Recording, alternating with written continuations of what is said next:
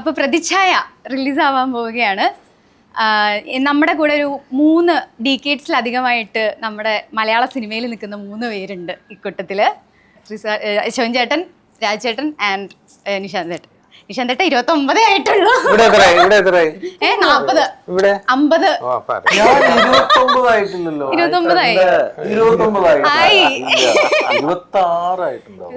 26 വയസ്സ് വന്നു, 29 കൊല്ലമായി. അങ്ങനെയല്ലേ കണക്ക്? കണക്കുകൾ ഇല്ല, എനിക്ക് ഗൂഗിളിൽ വന്ന കണക്കാണ്.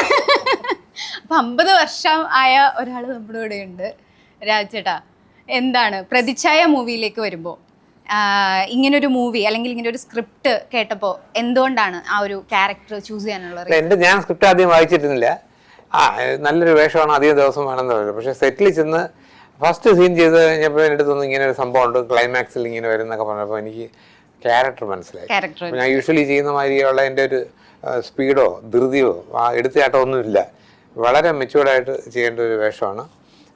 വളരെ പോസിറ്റീവ് ക്യാരക്ടറാണ്. പക്ഷെ അതിനെക്കുറിച്ച് അധികം പറയാനും പറ്റില്ല. ക്യാരക്ടറിന്റെ പേര് രാമകൃഷ്ണൻ എന്നാണ്.